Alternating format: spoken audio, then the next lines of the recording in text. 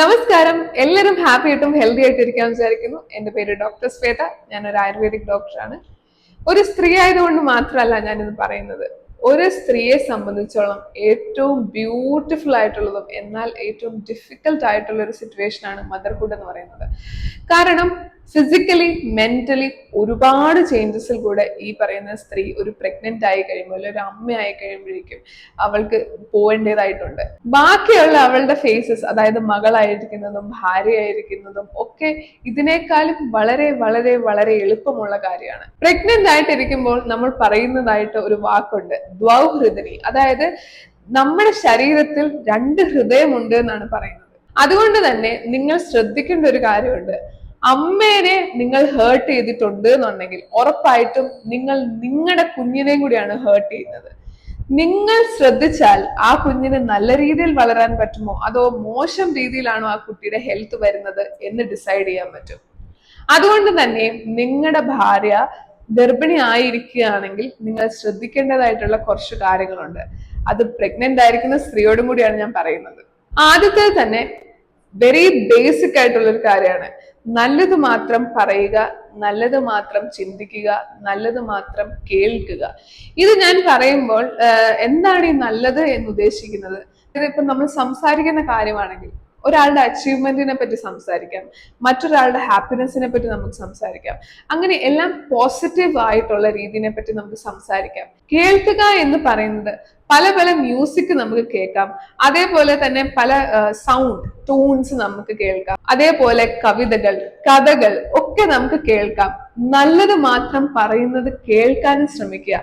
ചുറ്റിന് ആരെങ്കിലും വന്ന് നിങ്ങളോട് എന്തെങ്കിലും പരദൂഷണം പറയുകയാണെങ്കിൽ അവിടെ നിന്ന് ഒഴിഞ്ഞു മാറിപ്പോകും. നല്ലത് മാത്രം ചിന്തിക്കുക എന്ന് ഞാൻ ഉദ്ദേശിച്ചത്, നമ്മൾ ഇരിക്കുമ്പോൾ വേറൊരാളെ പറ്റിയിട്ട് കമ്പയർ ചെയ്തിട്ടോ അല്ലെങ്കിൽ അവരുടെ സന്തോഷത്തിൽ നമ്മൾ ജലസ് ആയിട്ടോ, അതായത് ദേഷ്യം, വൈരാഗ്യം, ഈഗോ, ഇങ്ങനത്തെ കുറെ കാര്യങ്ങളുണ്ടല്ലോ നെഗറ്റീവ് ആയിട്ടുള്ളത്, അതൊന്നും ചിന്തിക്കാതിരിക്കുക. നമ്മൾ കുട്ടീനെ പറ്റി ചിന്തിക്കുക, ദൈവഭയം ഉണ്ടാവുക, അല്ലെങ്കിൽ നല്ലത് മാത്രം ചിന്തിച്ചുകൊണ്ടിരിക്കുന്നതാണ് ഏറ്റവും ഉചിതം.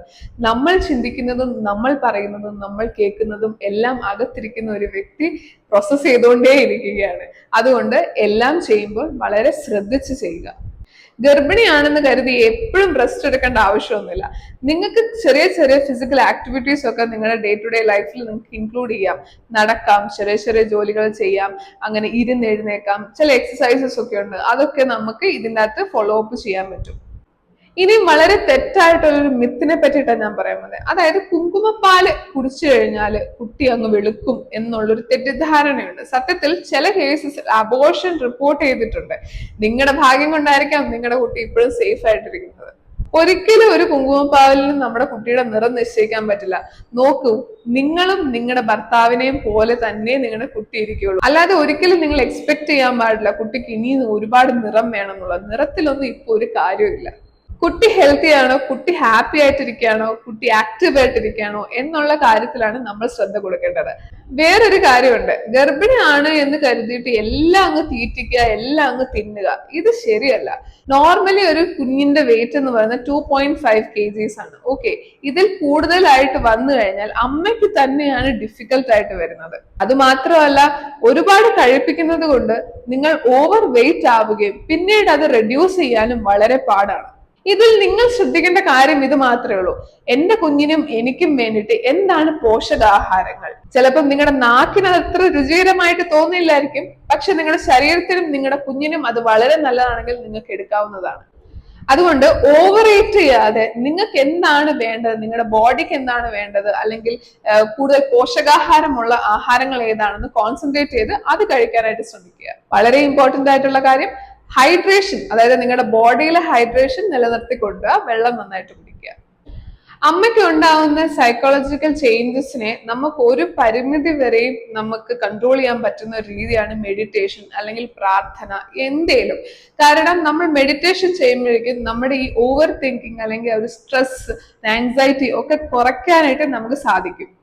നിങ്ങൾ എന്തെങ്കിലും ചാൻഡ് ചെയ്യുകയാണെങ്കിൽ അത് കുറച്ചുകൂടി എഫക്റ്റീവ് ആയിരിക്കും. കാരണം ഇപ്പൊ നമ്മൾ വെറുതെ ഇരിക്കുമ്പോഴേക്കും നമ്മുടെ അല്ലെങ്കിൽ വെറുതെ ഇരുന്ന് നമ്മൾ മെഡിറ്റേറ്റ് ചെയ്യുമ്പോഴേക്കും നമുക്ക് ഒരുപാട് തോട്ട്സ് വരാൻ ചാൻസ് ഉണ്ട്. പക്ഷെ നമ്മൾ ചാൻഡ് ചെയ്യുമ്പോഴേക്കും നമ്മുടെ സ്വന്തം ശബ്ദം നമ്മൾ കേൾക്കുകയും അതിലേക്ക് കോൺസെൻട്രേറ്റ് ചെയ്യാനായിട്ട് ശ്രമിക്കുകയും ചെയ്യും. അതിനുശേഷം അത് പ്രാക്ടീസ് ചെയ്ത് അത് പെർഫെക്റ്റ് ആയതിനു ശേഷം നിങ്ങൾക്ക് പതുക്കെ നിങ്ങളുടെ ബ്രീത്തിലേക്ക് ശ്രദ്ധിക്കാൻ പറ്റും. അതുകൊണ്ട് ഈ പറയുന്ന പോലെ കുറെ ഓവർ തിങ്കിങ്, മൂഡ് സ്വിങ്ങും അല്ലെങ്കിൽ ഈ പറയുന്ന പോലെ ഒരുപാട് സ്ട്രെസ് ഒക്കെ ഉള്ളവരാണെങ്കിൽ മെഡിറ്റേഷൻ ചെയ്യുന്നത് വളരെ വളരെ നല്ലതാണ്. ഇനി അവസാനത്തതും എന്നാൽ ഏറ്റവും ഇമ്പോർട്ടന്റ് ആയിട്ടുള്ള ഒരു കാര്യമുണ്ട്. പ്രഗ്നൻസി ഒരിക്കലും ഒരു രോഗാവസ്ഥയല്ല, അത് ഏറ്റവും എൻജോയ് ചെയ്യേണ്ട ഒരു മൊമെന്റ് ആണ്. നമുക്ക് എപ്പോഴും പ്രഗ്നന്റ് ആയിട്ടിരിക്കാൻ പറ്റില്ല. ഓരോ പ്രഗ്നൻസിയും ഡിഫറെന്റ് ആയിരിക്കും, ഡിഫറെന്റ് എക്സ്പീരിയൻസ്. ഇപ്പം ആദ്യമായിട്ട് പ്രഗ്നന്റ് ആയിരിക്കുന്ന ഒരു സ്ത്രീ ആണെങ്കിൽ അവർക്ക് ഒരുപാട് ഡിഫിക്കൽട്ട് ആയിരിക്കും, അല്ലെങ്കിൽ ചിലവർക്ക് ഭയങ്കര ഈസി ആയിരിക്കും, പല രീതിയിലായിരിക്കും. അതുകൊണ്ട് നിങ്ങൾ ഓക്കെ ആയിട്ടിരിക്കുകയാണെങ്കിൽ, നിങ്ങൾ ഹെൽത്തി ആയിട്ടിരിക്കുകയാണെങ്കിൽ അതിനെ എൻജോയ് ചെയ്യാനായിട്ട് പഠിക്കുക. അല്ലാതെ ഒരുപാട് റെസ്ട്രിക്ഷൻസ് കൊടുത്ത് അല്ലെങ്കിൽ ഒരുപാട് സ്ട്രെസ് എടുത്ത് ഇത് ചെയ്യാൻ പാടില്ല, അതാണ് എന്റെ കുഞ്ഞിന് നല്ലത്, ഇതാണ് എന്റെ കുഞ്ഞിന് നല്ലത് എന്നൊക്കെ ചിന്തിക്കാതെ നിങ്ങൾ ഈ ഒരു ഫേസിനെ, ഈ 9 months നല്ലതുപോലെ എൻജോയ് ചെയ്യുക, ഹാപ്പി ആയിട്ടിരിക്കുക. ഗർഭിണിയായിട്ടിരിക്കുന്ന ഒരു സ്ത്രീയുടെ മാത്രം റെസ്പോൺസിബിലിറ്റി അല്ല അവളുടെ ഉദരത്തിലുള്ള കുഞ്ഞ്. അവളുടെ ചുറ്റിനുള്ള എല്ലാവരുടെയും ഉത്തരവാദിത്വമാണ് ഈ കുഞ്ഞ് ഹെൽത്തി ആയിട്ട് വരണോ വേണ്ടോ എന്നുള്ളത്. അതുകൊണ്ട് നിങ്ങൾ തന്നെ ഡിസൈഡ് ചെയ്യുക, നിങ്ങൾ നിങ്ങളുടെ ഭാര്യനെ നല്ലപോലെ നോക്കണോ അല്ലെങ്കിൽ മരുമകളെ നല്ലപോലെ നോക്കണോ വേണ്ടയോ എന്നുള്ളത്. കാരണം നിങ്ങൾക്ക് നിങ്ങളുടെ മകനെയോ അല്ലെങ്കിൽ പേരക്കുഞ്ഞിനെയോ വേണോ എന്നുണ്ടെങ്കിൽ ഉറപ്പായിട്ടും നിങ്ങൾ അവരെ നല്ലപോലെ ശ്രദ്ധിച്ചാലേ നിങ്ങൾക്ക് നിങ്ങളെ നല്ലൊരു ഭാവി തലമുറനെ കിട്ടാനായിട്ട് സാധിക്കുള്ളൂ. ഞാൻ പറഞ്ഞതൊക്കെ മനസ്സിലായെന്ന് വിചാരിക്കുന്നു. നിങ്ങൾക്ക് ഇതുപോലത്തെ വീഡിയോസ് ഇനിയും താല്പര്യം ഉണ്ടെങ്കിൽ ഉറപ്പായിട്ടും എൻ്റെ ചാനൽ ഒന്ന് സബ്സ്ക്രൈബ് ചെയ്യുക.